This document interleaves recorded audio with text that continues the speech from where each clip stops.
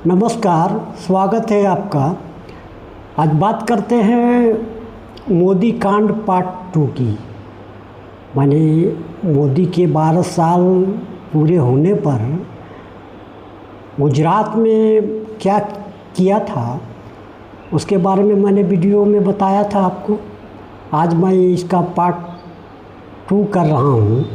इसमें मैं यह बताऊँगा कि गुजरात के विफल मुख्यमंत्री नरेंद्र दामोदर दास मोदी भारत के प्रधानमंत्री बनने में कैसे सफल हुए और आरएसएस जिस पर सरदार पटेल ने प्रतिबंध लगाया था और देश के लिए खतरनाक और विनाशकारी बताया था और आरएसएस को वे समूल नाश करना चाहते थे, root out.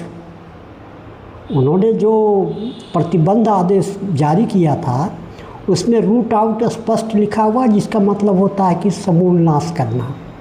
Sardar Patel RSS को समूल नाश करना चाहते थे, क्योंकि वे इसको देश के लिए विघटनकारी मानते थे। यह अलग बात है कि बीजेपी वाले आज सरदार पटेल की मूर्ति बनाते हैं और उन पर फूल माला चढ़ाते हैं, उनको लौह पुरुष बताते हैं, लेकिन वास्तविक रूप से सरदार पटेल इन लोगों के लिए काल पुरुष थे।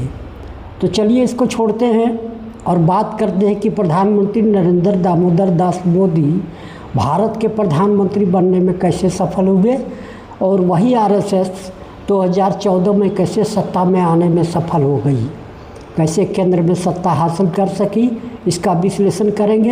वीडियो को देखिएगा, ध्यान से समझिएगा। यह आपके और आपके बच्चों के भविष्य के बारे में है। थोड़ा सा समय निकालकर इस वीडियो को ज़रूर देखें। जिनको अच्छा लगे, जो वीडियो को समझ पाएंगे, चैनल को सब्सक्राइब जरूर करिएगा। तो सबसे पहले बात करते हैं कि प्रधानमंत्री नरेंद्र दामोदर दास मोदी जब गुजरात के मुख्यमंत्री थे तो उन्होंने क्या क्या किया वह मैंने बताया था। किस प्रकार से पूंजीपतियों के लिए काम किया और वहाँ की जनता के लिए कुछ काम नहीं किया, और उनका काम जो है वह आप देख सकते हैं, रिकॉर्ड में है। तो सबसे पहले नरेंद्र मोदी को प्रधानमंत्री पद के उम्मीदवार 13 सितंबर 2013 को घोषित किया गया। इनकी उम्मीदवारी का विरोध लाल कृष्ण आडवाणी, सुषमा स्वराज और मुरली मनोहर जैसे नेताओं ने किया था। बाद में उनका क्या हुआ सो आप देख सकते हैं। तो जब उम्मीदवारी इनकी घोषित कर दी गई उसमें वे गुजरात के मुख्यमंत्री थे। उसके बाद इन्होंने देश भर में रैलियों में चुनावी वादे करने शुरू किए। पूरे देश में घूम घूम कर जनता से अनेक झूठे और अव्यवहारिक वादे किए। सबसे पहली बात जो उन्होंने वादा किया, अच्छे दिन आएंगे, काला धन वापस आएगा, लोगों के खाते में 15-15 लाख रुपए जाएंगे, स्मार्ट सिटी 2022 तक, किसानों की आय दुगुनी 2022 तक, युवाओं के लिए 2 करोड़ नौकरियां हर साल, महंगाई पर कंट्रोल, पेट्रोल डीजल सस्ता, और इसी प्रकार से अनेक वादे किए जिनका क्लिप निकाल करके आप देख सकते हैं। और वे झूठे वादों की बारिश में आप भी झूम सकते हैं। अगर अंधभक्त हैं तो उन वादों को देख सकते हैं और मज़े लीजिए। और जनता के साथ में क्या किया गया यह बाद में बताऊंगा। तो इन वादों के आधार पर प्रधानमंत्री नरेंद्र दामोदर दास मोदी ने देश में एक माहौल बनाया। दलालों और चमचों ने इनको गेम चेंजर, लौह पुरुष, विकास पुरुष, पता नहीं क्या क्या विशेषण से संबोधित किया, और जनता को इन्होंने अपने झूठे और अव्यवहारिक वादों से किस प्रकार से बरगलाया। यह क्लिप में आप देख सकते हैं उस समय के वीडियो में कि अच्छे दिन आएंगे, सबके साथ सबका विकास में जनता किस प्रकार से झूमती थी और 15 लाख के वादे किए, काला धन वापस आ जाएगा।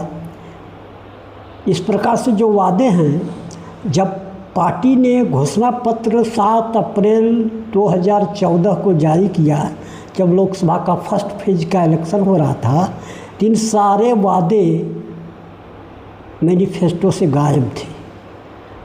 549 वादे भारतीय जनता पार्टी और आरएसएस ने उस समय घोषणा पत्र में किया, लेकिन मोदी के 10 वादों में एक भी शामिल नहीं था। तो सवाल यह है कि क्या पार्टी घोषणा पत्र बनाने वाले इस सच को जानते थे कि मोदी के सारे वादे अव्यावहारिक हैं और वे किसी काम के नहीं हैं, न उनको लागू किया जा सकता है, इसलिए उन्होंने घोषणा पत्र में शामिल नहीं किया? या बीजेपी वाले ने जानबूझकर नरेंद्र मोदी को जनता से झूठे वादे करने दिए? क्या इस प्रकार का वादा जो व्यवहारिक है और बाद में सभी वादे झूठे साबित हुए, पार्टी ने कोई सेफ गार्ड नहीं दिया, कोई डिफेंस नहीं दिया? प्रधानमंत्री नरेंद्र मोदी के चुनावी वादों का जो रैलियों में करते रहे, क्या यह उचित था? क्या संवैधानिक पद पर बैठा हुआ आदमी जो गुजरात का उसमें मुख्यमंत्री था, इस प्रकार से झूठ बोलना चाहिए था? क्या संविधान की शपथ उन्होंने नहीं ली थी? तो इस प्रकार से वादों पर जो जनता से वोट लिए गए, उन वादों का क्या हुआ? आज तो उनका डिफेंस लेने वाला कोई नहीं है, ना पार्टी में ना और कोई नेता डिफेंस लेता है। तो गुजरात का फूटा हुआ ढोल और माथे में गुजरात दंगे का दाग लेकर नरेंद्र मोदी पूरे देश में रैलियों में लुभावने वादे करते रहे और जनता का भरोसा उन्होंने जीता। जनता ने झोली भर वोट दिया उनको। जिस संगठन पर प्रधानमंत्री सरदार पटेल ने प्रतिबंध लगाया, उस संगठन को 2014 में सत्ता मिल गई। जिनको उन्होंने विनाशकारी बताया था, वे ही भाग्य विधाता बन गए। सवाल यह उठता है कि इन लोगों ने संविधान का कितना सम्मान किया? अगर प्रधानमंत्री के उम्मीदवार चुनावी रैलियों में वादे करते रहे, जनता से झूठ बोलते रहे और पार्टी ने उनका सम्मान नहीं किया, उनके वादों को औचित्य नहीं बताया और न तो पूरा करने का प्रयास किया और न आज भी कोई कहता है उनके वादों की चर्चा होती है। और चमचे और दलाल और हिंदी मीडिया जो उनकी दलाली करते रहते हैं, वे क्यों नहीं पूछते हैं कि इन वादों का क्या हुआ? क्यों नहीं हवाई चप्पल वाले हवाई यात्रा कर पाए? क्यों रुपया गिरता जा रहा है? उन्होंने तो यह भी कहा था कि जिस देश की सरकार गिरी हुई होती है वहीं का करेंसी गिरता है। क्या उन्होंने एकमात्र सच यही कहा? तो सवाल ये है कि बीजेपी आरएस ने सत्ता जो प्राप्त किया, वह किस प्रकार से प्राप्त किया? जनता को किस प्रकार से बरगलाया अपने वादों में, यह देखिए। और वादों के बाद इन लोगों ने क्या किया, यह तो मैं अगले वीडियो में बताऊंगा। लेकिन सबसे पहले संवैधानिक पद पर बैठा हुआ आदमी अगर इस तरह से झूठ बोले, तो क्या यह नैतिक और मानकों के अनुरूप है? इसको समझिए और ज़रा ध्यान से देखिए आप लोग। और जो लौह पुरुष की इमेज बनाई गई थी मीडिया में और जो लोगों ने दलालों ने कहा था, उसको सबसे पहले ध्वस्त उस समय के बीजेपी के अध्यक्ष अमित शाह ने किया। अमित शाह ने मोदी के 15 लाख के वादों को जुमला कह दिया। उसके बाद ही लोगों ने जुमलों की सरकार, जुमलेबाज, डंकापति, डंकाचार्ज कहने लगे और ऐसे मीम्स चलने लगे जो प्रधानमंत्री के सम्मान के विपरीत था। और आज भी प्रधानमंत्री स्वीकार करते हैं कि 2-2.5 किलो गालियाँ मैं रोज़ खाता हूँ। तो बताएं कि यह जो वादे थे, उन्हीं के कारण प्रधानमंत्री को गालियाँ सुननी पड़ती है। तो इस प्रकार के वादे उन्होंने किए क्यों? और इस वोट के ठगी के गिरोह में 2 और ठग शामिल थे, एक दाढ़ी वाला ठग और एक टोपी वाला ठग। तो दाढ़ी वाला ठग तो इस प्रकार से काले धन का हिसाब देता था, जैसे वह स्विस बैंक का अकाउंटेंट खुद है और वह तो खुलेआम 35 रुपये पेट्रोल डीजल का आश्वासन दे रहा था। और यह जो टोपी वाला ठग था वह तो लोकपाल विधायक लाकर सारे भारत से भ्रष्टाचार को ख़त्म करना चाहता था। आज रिजल्ट क्या है? सारे भ्रष्टाचारी उसी पार्टी में हैं। जो व्यक्ति खाने दूंगा का नारा लगाता था चुनावी रैलियों में, उसके पार्टी में ही सारे भ्रष्ट लोग बैठे हुए हैं और उनको आयातित किया गया है दूसरे पार्टियों से भ्रष्ट नेताओं को आयातित करके बीजेपी चुनाव में जिताती है, चुनाव लड़ती है।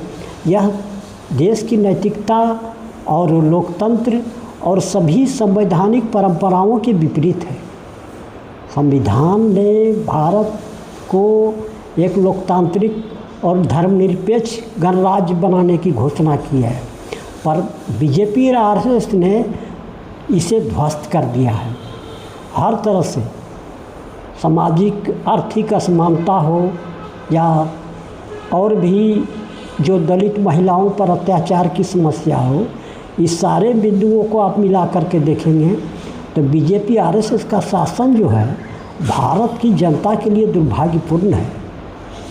धन्यवाद। इस वीडियो को देखिए अधिक से अधिक और समझिए। अगले वीडियो में मोदी कांड पार्ट 3 करूँगा। उसमें विस्तार से समझाऊंगा कि मोदी ने कैसे देश को बर्बाद किया और गरीबों का शोषण कर उनका धन छीनकर अमीरों की तिजोरी में कैसे भर रहे हैं, इस पर मैं बताऊंगा। धन्यवाद। चैनल को सब्सक्राइब कीजिए और वीडियो अधिक से अधिक शेयर कीजिए और देखिए, समझिए।